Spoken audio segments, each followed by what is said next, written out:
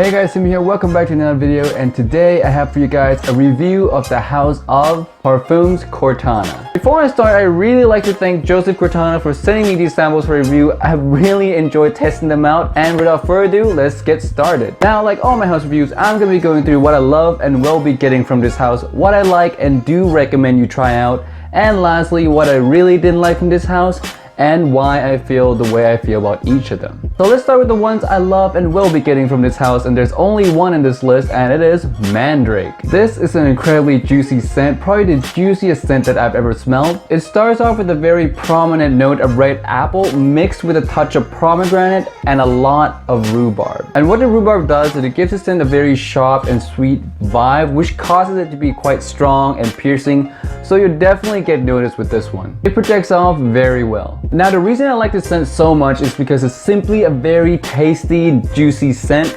like biting into a fresh, juicy pomegranate. It's a type of scent that makes me want to go back and smell it over and over again. In my opinion, it's just very, very well done, juicy fruit scent. If you're someone who's into fruity scent, this is highly recommended. The only problem I have with this one is it's not that easy to wear. And that goes for most of the scent in this collection. A lot of them have this daring quality that's not going to be for everyone. And sadly, this is one of those scents, but I find that if you do just a couple sprays of this, is one of the more wearable one of the whole entire collection. Now moving on to my like list, and these are the ones I do recommend you try out, but for certain reasons they just didn't make it into my buy list. And the first one of that being Wolfsbane. Now, Wolfsbane is definitely one of the more daring ones. It has this very dirty-ish gourmand vibe. It almost reminds me of what dirt would smell like if dirt was made into a dessert. It has a green and earthy background, which adds to the overall darker and dirtier theme of this fragrance. One thing I found about this fragrance is if I smell it up close, I really don't enjoy it. It's just too strong and not very appealing. But smelling the silage of it is actually quite nice. The gourmand quality really shines in the silage. If you're a gourmand fan like I am, you're gonna find it to be very, very delicious. But just don't smell it too close. Now, the reason this is not on my buy list is because I'm not a big fan of green scent, and this has quite a bit of it. Mixing that with a dirtyish and earthy quality just makes it not a type of scent that I would personally wear. And because of the dirtyish quality, makes it not that wearable. You're gonna have to be quite daring to pull this one off, which I'm simply not. The other scent that's worth checking out though, it's not a bad scent, but it's just not for me. The blend is still very good, it's quite potent and very unique, so if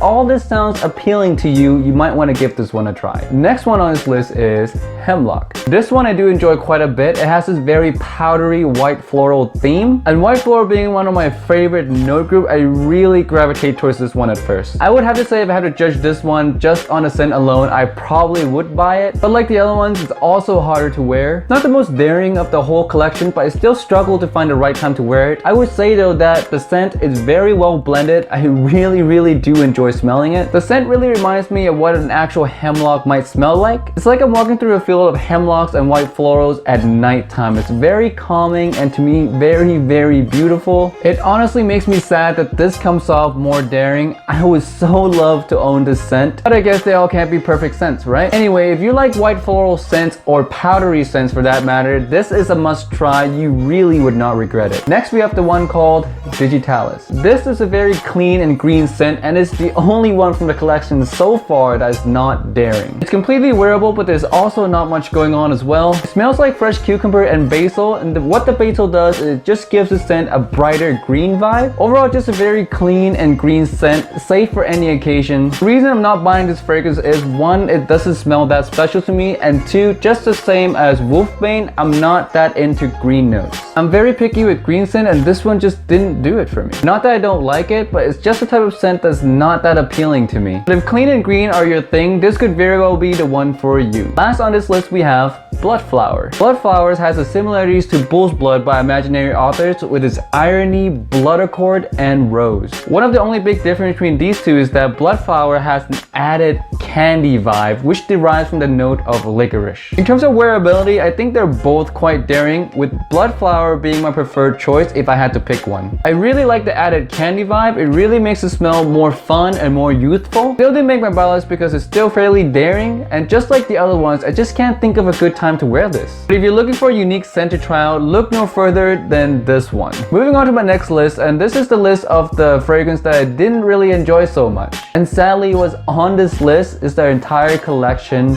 of the female line. The female collection to me is not the most appealing at all. And just to be fair, because they are female scent, I went and got different opinions from a few girls that I know, mainly to see what they think and if they would actually wear it. And honestly, all of them were pretty put off by it. The comments I received from them were along the line of, it's too strong, it's too dated. One of them actually told me that it's a type of smell that they can imagine their grandma wearing.